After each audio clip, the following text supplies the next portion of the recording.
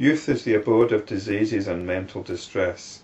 It can be compared to a bird whose wings are good and evil acts. Youth is like a sandstorm that disperses and dissipates one's good qualities. Youth arouses all sorts of evils in the heart and suppresses the good qualities that may exist there. It is thus the promoter of evil. It gives rise to delusion and attachment. Though youthfulness appears to be very desirable to the body, it is destructive to the mind.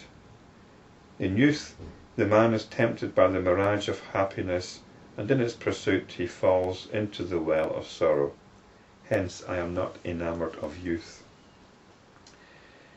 Which is quite contrary to our present culture, when we're all supposed to be envious of youth. Alas, even when youth is about to leave the body, the passions that had been aroused by youth burn the more fiercely and bring about one's quick destruction. He who delights in this youth is surely not a man, but an animal in human garb.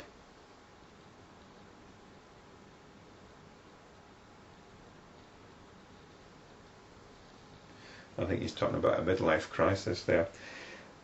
They are adorable, they are great souls, and they alone are men who are not overcome by the evils of youth, and who survive that stage of life without succumbing to its temptations. For it is easy to cross a great ocean, but to reach the other shore of youth without being overcome by its likes and dislikes is indeed difficult. So youth is a trial, which many traditional cultures see it as, and Rama doesn't seem to hold out much hope for us being successful in that trial. Rama continued, "In his youth, man is a slave of sexual attraction. In the body, which is no more than the aggregate of flesh, blood, bone, hair and skin, he perceives beauty and charm. Even if this beauty is permanent, there is some justification to the imagination. But alas, it does not last very long. On the contrary, very soon the very flesh that contributed to the attractiveness, the charm, and the beauty of the beloved is transformed first into the shrivelled ugliness of old age, and later consumed by fire, or by worms, or by vultures. Yet while it lasts, this sexual attraction consumes the heart and the wisdom of the man. By this is creation maintained. When this attraction ceases, this samsara, the birth-death cycle, also ceases." So I think what he means by creation here is samsara, the endless, repetitive history of death and birth, or simply just the cycle of our own psychologies. When the child is dissatisfied with its childhood, youth takes over. When youth is plagued by dissatisfaction and frustration, old age overpowers it. How cruel is life! Even as wind tosses a dewdrop from a leaf, old age destroys the body.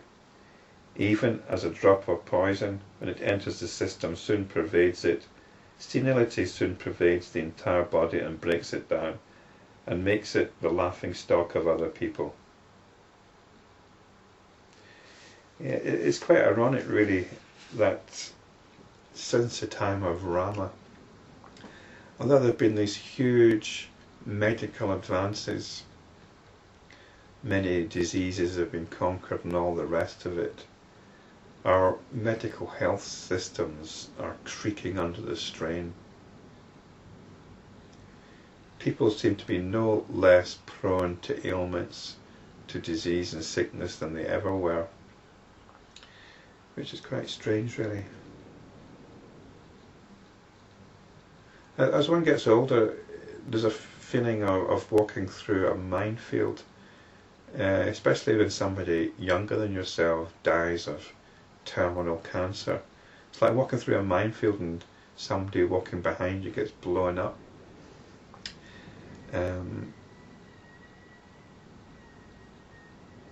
Yeah, so even in our modern times, disease old age and all the rest of it, senility is really no less when it comes down to it.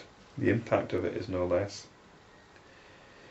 Though the old man is unable to satisfy his desires physically, the desires themselves flourish and grow.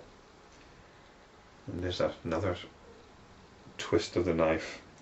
He begins to ask himself, who am I, what should I do, etc., when it is too late for him to change his life's course, alter his lifestyle, or make his life more meaningful. With the onset of senility, all the distressing symptoms of a physical breakdown, like cough, white hairs, hard breathing, dyspepsia and emaciation, manifest themselves. Perhaps the deity presiding over death sees the white-roofed head of the old man as salted melon and rushes to take it. It's quite common to put salt in with your fruit in India. As a flood cuts away the roots of trees standing on the riverbank, senility vigorously cuts the root of life. Death follows and carries it away. Senility is like the royal attendant who precedes the king, Death. Ah, how mysterious and how astounding it is!